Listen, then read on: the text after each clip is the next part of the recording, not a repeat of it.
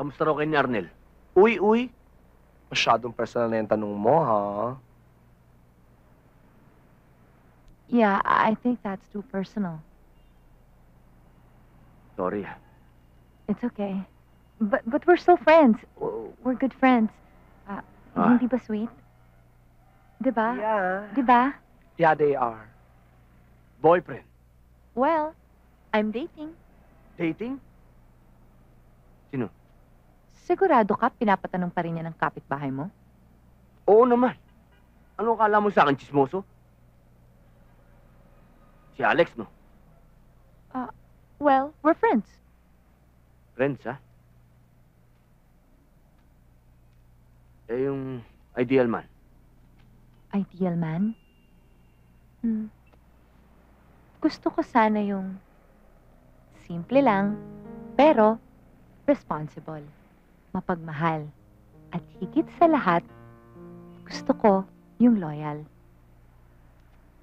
Nako, alam mo, pareho talaga tayo na ideal man, no? Ikaw, anong ideal woman mo? Ako? Yeah. Ba't may kapitbahay ka ba nagpapatanong? Hindi. Ako ang nagtatanong. Kasi kanina ka pa tanong ng tanong dyan eh. O ano? Ano ang ideal woman mo? Siyempre gusto ko yung maganda. Mahaba ang buhok. Maganda yung tenga. Maganda yung labi. Sexy. Maputi. Tabingi ang ilong. Bakit yun? Gusto ko yung naiiba eh. Alam mo, may kapitbahay kami, ganyan-ganyan ang itsura. Talaga? Kaya lang patay na siya. Meron pang isang tanong dito. Ano? Masaya ka ba?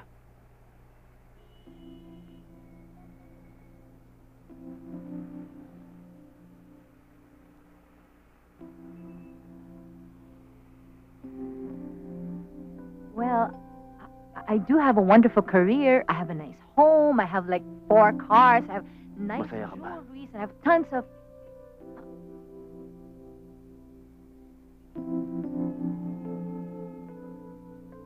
Masaya ka ba?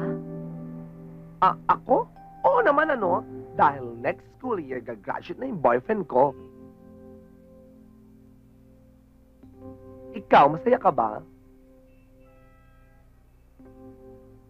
Kung malungkot ako, problema ka sa akin. Ay, masaya nga siya! Ang saya nating lahat pala dito! Kain pa tayo! Happy Fiesta!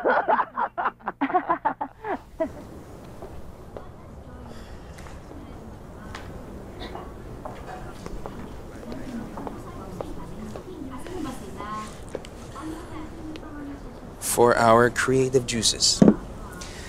Now, according to research, drinking helps with our creativity, while of course, coffee helps us stay awake. So, mag-beer muna tayo at kapag nag-isip tayo ng concept, coffee afterwards. After, kung hindi ka atakin sa puso.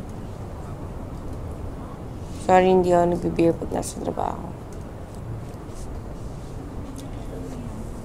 Okay? Yes, more for me.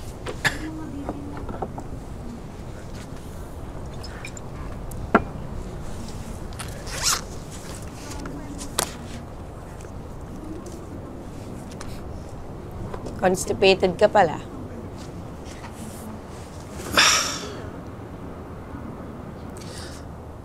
Trina, hindi naman natin kailangan maging friends. Pero gusto ko lang galingan itong first account ko sa MoMA.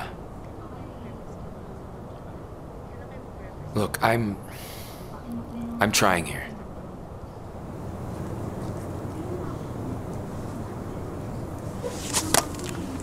Constipated din ako.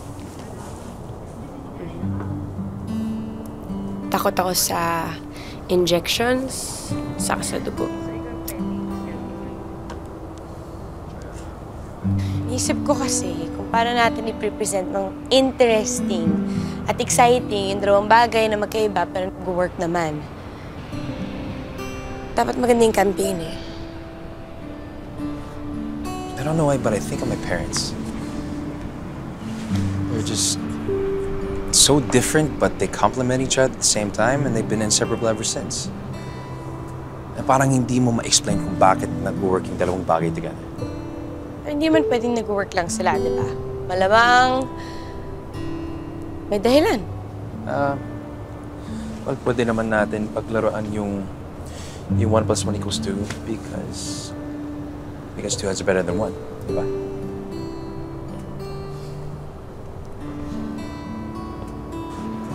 Parang tayo.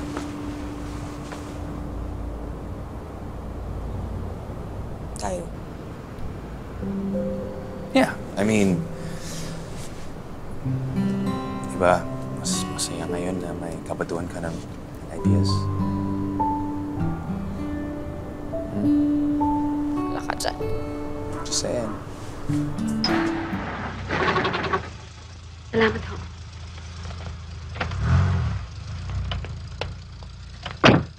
Ate Christy! Naku! Ate Christy, mabuti dumating ka. Dahil pilit ko kayong kinukontak eh. Bakit? Umalis na ho sila, sina Kuya Jaime kasama si Sandra at Roxanne. Pupunta na daw ho sa States. Hindi na babalik dito. Ate, Diyos kong buhay to, ate. Aling Rosa, saan kayo pupunta? Ano pang gagawin ko rito? Alagaan kayo.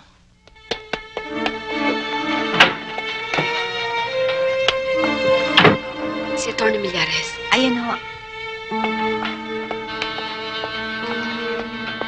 Atty. Millares, nasan si Jim? Nasaan ang anak ko? Saan niyo sila dinala? Attorney, nakikiusap ako sa inyo. Bigay niyo sa akin ang kanilang address. I'm sorry. Pinapangako ko ni Jim na magiging confidential ang lahat. Pati nga kanyang address sa States. Sumusunod na ako sa utos. Kahit na nga sa kaibigan mo si Aris, walang sinabi si Jim bago siya umalis. Attorney,